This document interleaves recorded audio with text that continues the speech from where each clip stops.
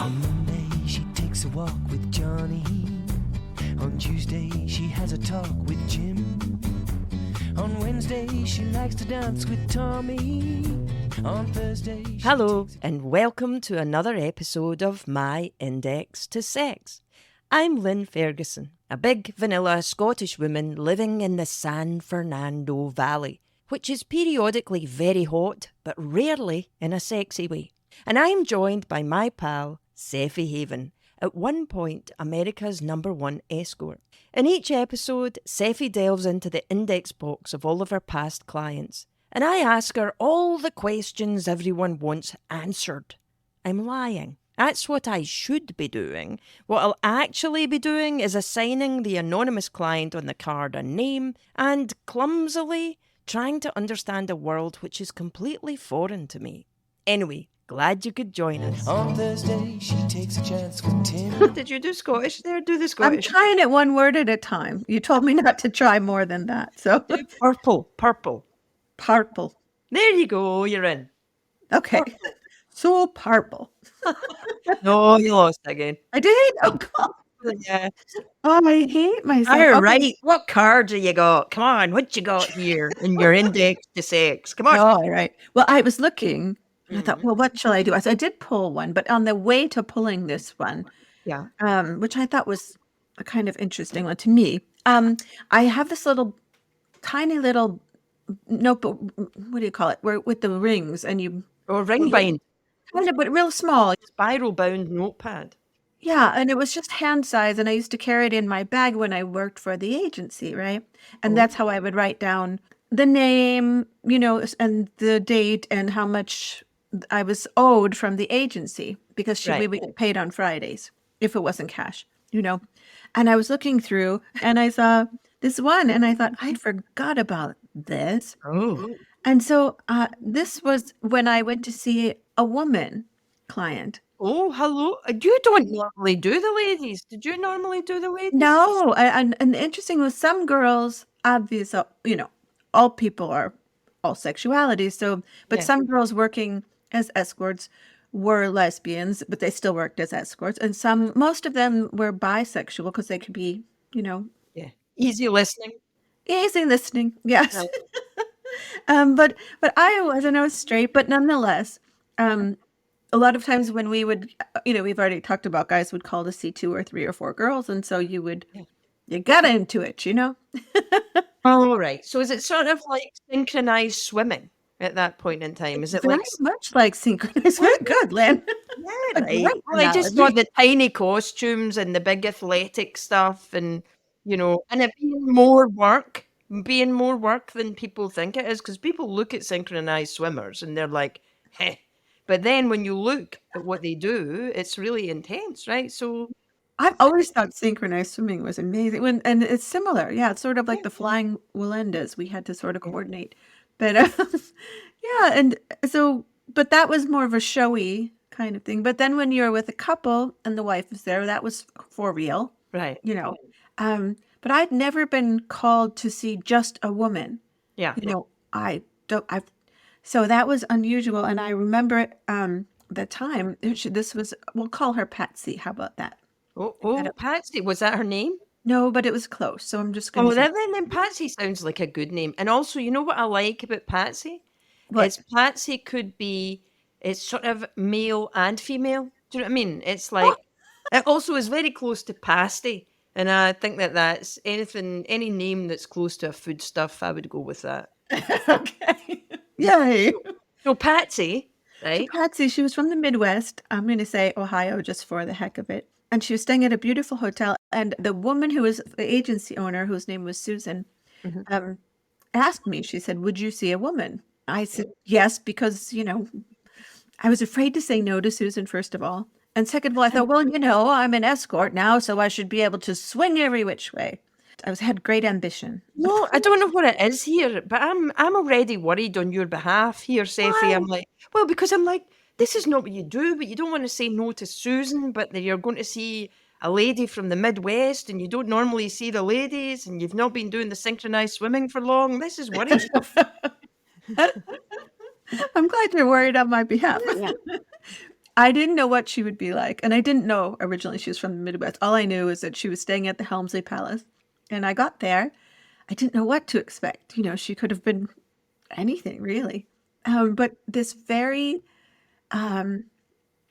Midwestern housewifey woman answers the door with that very short Midwestern haircut, almost a boy's regular, no makeup, and very plain. And you could see that she was always very plain. Oh, But no, it wasn't something she focused on. It wasn't her, some women yeah. focus on that, some women don't. And she told me she was in IT, which I guess, I see, you right? know, Yeah. I didn't know much about it, but so yeah. But so I didn't know what to do because I know what I do for men and I know how to charm Yeah. men at the time. I don't know anymore, but at the time. Nobody knows how to charm men anymore. That's the state of the world, right? So Patsy's there, short. I like as well that she's called Patsy and she's short because there is a thing where you go, that could also be a sort of instruction where you'd see her and you go, oh, Patsy, and just pat her. Yeah, and she was petite, so petite. Sorry, Patsies, if you're listening. I don't mean that. If you're, I wouldn't do that to any Patsy. Sorry. Beep, beep, beep. No, and she was petite, so we Yeah. could call her Petite Patsy. And so we sat and talked like two women would talk, but there wasn't any flirtatious. That's what I thought was, I don't know, like how do you go from no flirting to just in the bed? And I wasn't quite sure what she wanted. And also, I don't know how you feel about this. Yeah. Maybe you could tell me. But if you're with a man, like if Yeah. you were just, if you weren't married and you were sent to see a man and you said, this is on a date and you had to please him, you would kind of know where to go. Yeah. There's general directions that are true for not 80% of the time. And then the rest is all icing, Yeah. whether it's chocolate or vanilla or purple or whatever. Yeah. But for women, we don't have that. We don't. Because it's all in the mind for women, isn't it? Mostly in There's the no mind. set thing for women. Yeah. You can't just dive into one place and That was an unfortunate phrase there. Right. yeah. That wasn't what you meant. It's because I'd said the synchronized swimming. You got into the diving there, didn't you? That was what Sorry. That was what that was. Did I say That was an unfortunate terminology. You do not dive, not when Patsy's involved. Or maybe you do, because if she's short, then you might have to. So what did you do? I mean, so you're sitting there, there's you, there's Patsy, and there's like an expectation. Yeah, we were talking about IT or something. I don't know, and I didn't know anything about it. And I just was trying to find. Now, this is no pun intended, but trying to find a way in to why this woman went to this. Was visiting New York and decided that what she wanted was an escort. And of course, there were no male escorts at the time that were straight. There was gay escort agencies, but no straight ones. And I just thought, what does she want from another woman? She's obviously married and she's had kids. And I was thinking, I just don't, how am I going to please this person? There's no penis there. You can't just dive for it. Again, dive. But Well, do you know what's interesting about hearing you talk about it? It's like, because sometimes we've talked about clients that you've seen, and I'm like, oh, come on. You would need to be a professional to be able to handle that. Like, literally, who's going to talk about it? I mean, but cockroach beard, right? Like, Oh, again, yeah. this is an unfortunate Yeah. thing. Who was very much a gentleman, just in case you're wondering, listener. There's times where I go, God, no, that must have been the trickiest. But actually, yet the trickiest was a woman. I don't know if it's a tricky S, but it was definitely really scary. I mean, emotionally scary. I just thought, how I'm going to fail at this. I don't know what to do. So I asked her, do you want to fix up or do anything, wash up? And she's like, no, I'm fine. And then I said, okay. So I brought her over to the bed and I thought, I'll just do with her what I do with men, but without the penis, Yeah. Are we allowed to say You, penis? you can say what we like. Do you know what? The thing is called my index to sex, and we're talking about giving sex for money. So I think we can say penis. And also, what are we going to say? Twinkie? Like, no, it's a penis, right? Okay. Anyway, take me to the situation with you and Patsy. Yeah. So I thought, okay, I'm just going to do with her what I do with men. So I had her, get down to bra and panties. And I started on her back with my fingernails and just sort of tried to fingernail my way around, trying to get some goosebumps going, and had her close her eyes. And she kind of let me do that, which was nice. I mean, everybody likes that, to be touched nicely. And a lot of times men don't start there. Men don't start with just No. caress and taking time and really focusing on breathing and getting there the long way around, you Yeah. know. So I kind of got there the long way around, back and front and so forth. But when we got to the bed and she took her, we took her panties off, I thought, well, I guess it's going to be an oral moment, Huh? And so I kind of slowly worked my way down there. And what I found was that she was on her period, so she had a tampon. Oh And not that it was no. bad, it was just there was just this string hanging out, and I thought, I don't know if that's the best day to call an escort, because what am I No. gonna do? I can't go in, you No. know? Well, I've gotta can you not fumble around the general Yeah, funhouse? I Did you fumbled. fumble around the funhouse then? There was a lot of fumbling on my Yeah. part, and I don't think at that time I was that experienced about it, so I tried to think, well, let me pretend she's me. Ah, And what I would like if but the thing is, I tried that, and, some women are different than others, yeah. like, I particularly like a certain touch, and she obviously did not. She was Ah, bored with that what did touch. she do? Did she slap you or something, or did No, she? you could just see that she was being tolerant with my Yeah. fumblings, Yeah. and kind of at a certain point, we both kind of women to woman knew that she was not gonna finish this. Right. And that I was not gonna be able to help her finish this, and that, she had spent a Yeah. lot on this hour, and when the time was up and the a agency called, she was like, "Oh, thanks very much," and I felt horrible because all I could think was if I was a woman who just obviously wanted somebody to touch them and please them sexually, Yeah. and probably I would have preferred a guy, but for whatever reason, she didn't pick that. So maybe she didn't want to be unfaithful to her husband that way.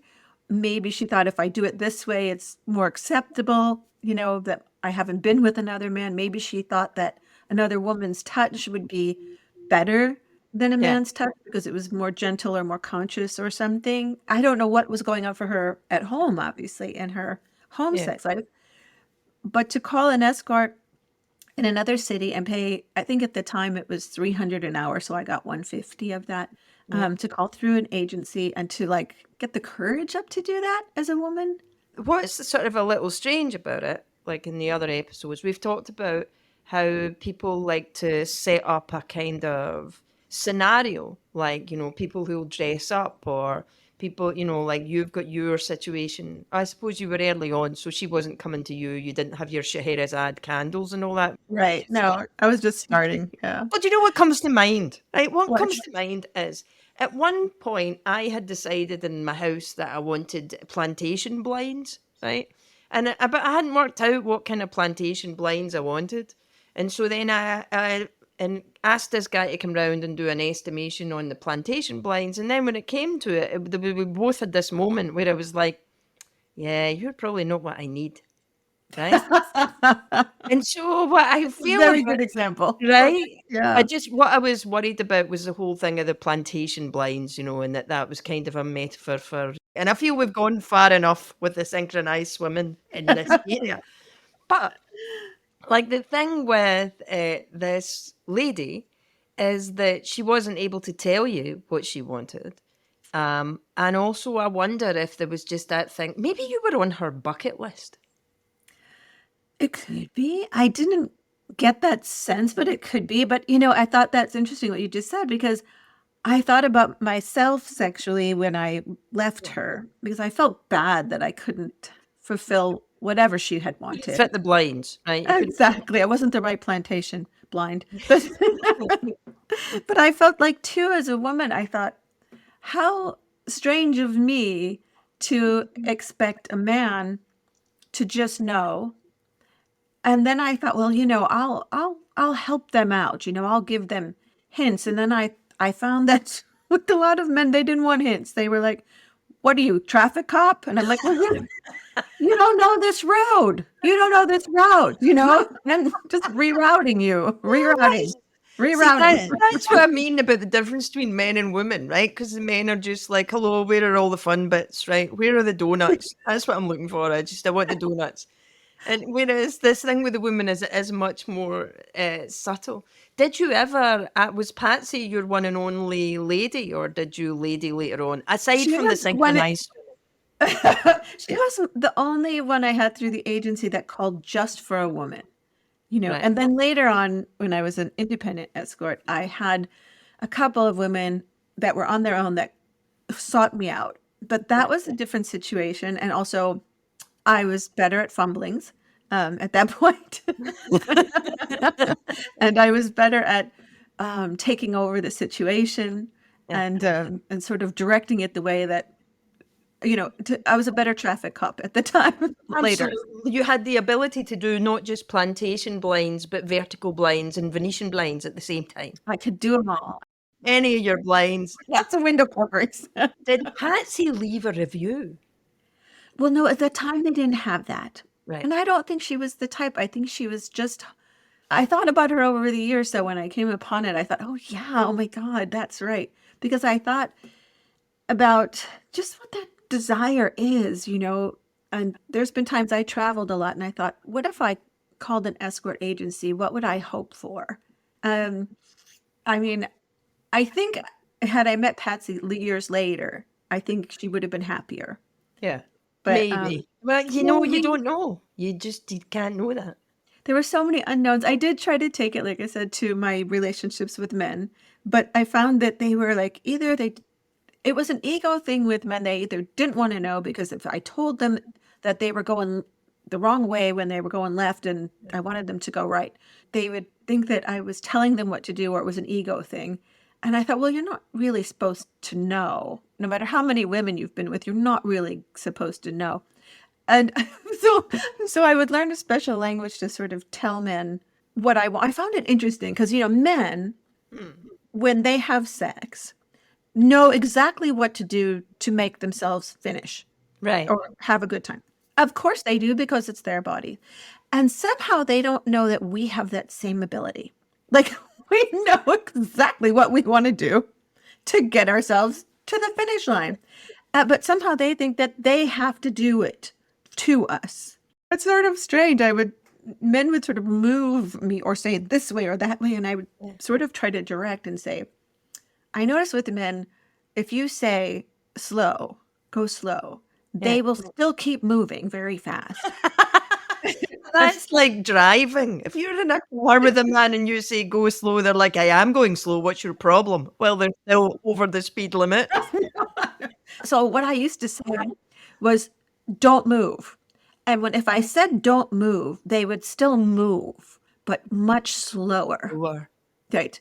If you said stop, they would still move, but just, like just a little bit, hoping that you wouldn't really recognize that they were moving, and they would and then they would say things like, this is kind of boring.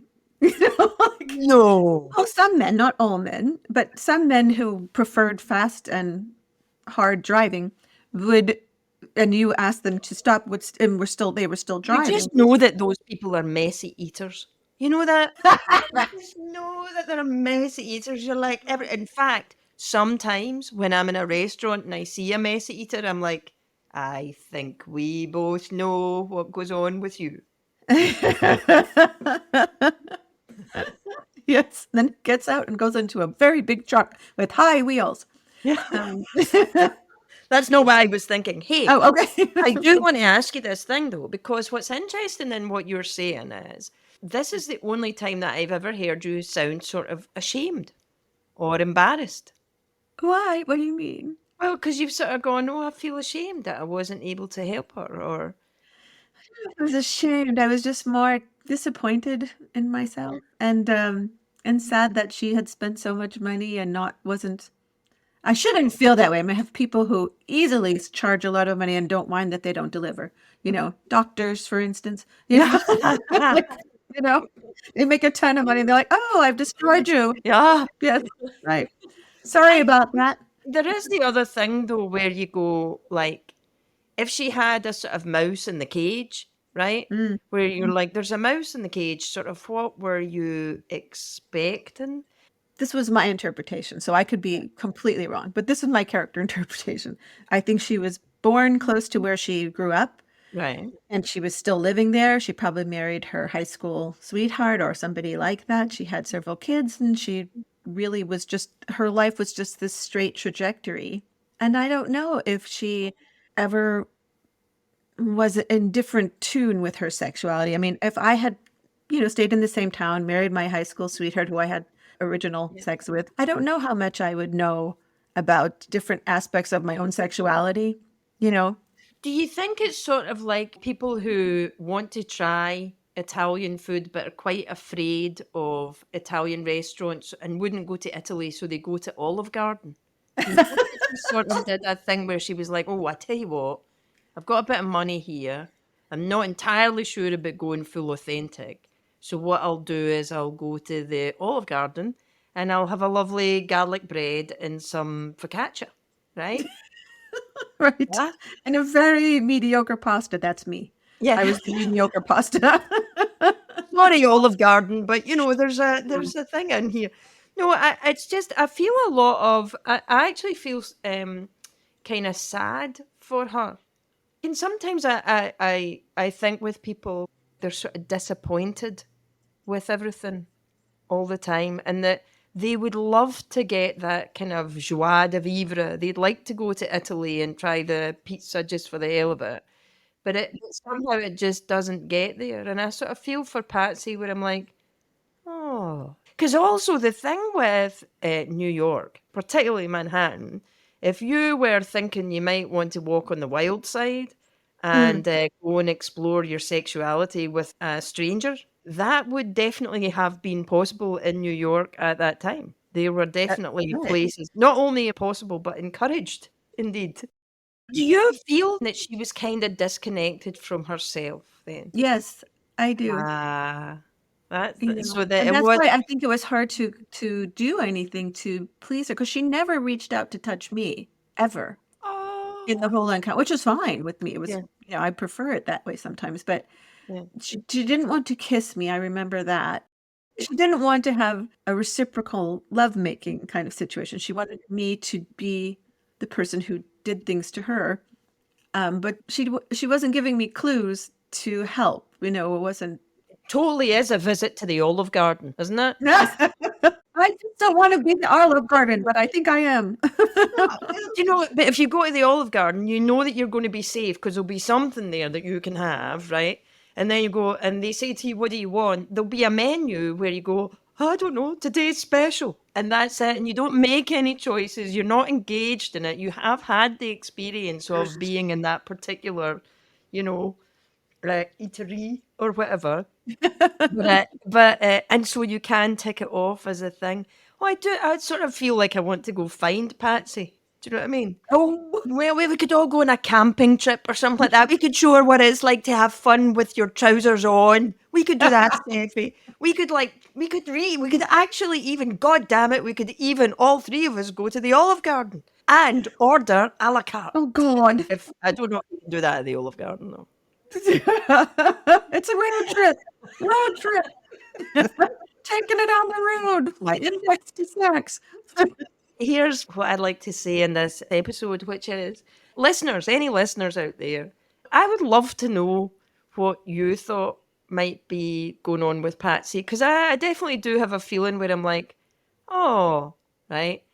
So I think it is that she's disconnected and wanting to do a bucket list thing, maybe Olive Garden herself. What do you feel, Sefi? You just I feel, didn't feel she was disappointed in life. I felt like she was just living her life, and this was a moment of like, I'm in New York, and I maybe maybe bucket list, maybe she fantasized about a different thing happening in her sex life. And like I said, I don't think she wanted to be unfaithful to her husband, so she probably thought a woman is the safest way I can do this. yeah. Also, if she couldn't have really seen a man at that point because she was, as you said, had a mouse in the cage. Yeah, mouse. It just seems a bit. I think if you wanted a bit of crazy at that time, you wanted to whoop it up.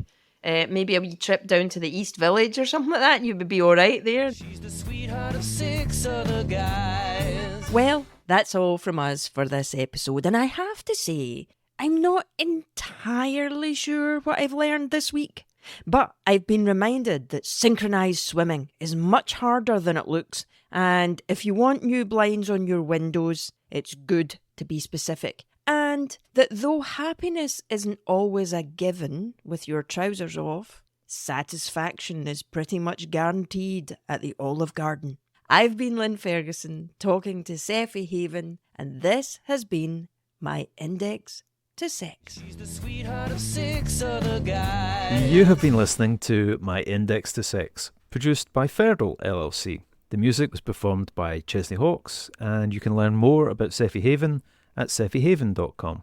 Go to mitspodcast.com to check out the show notes for more details, including how to stay in touch, give feedback, and ask questions. All the best. Sunday's my only time with that bozo of mine, 'cause she's the sweetheart of 6 other guys.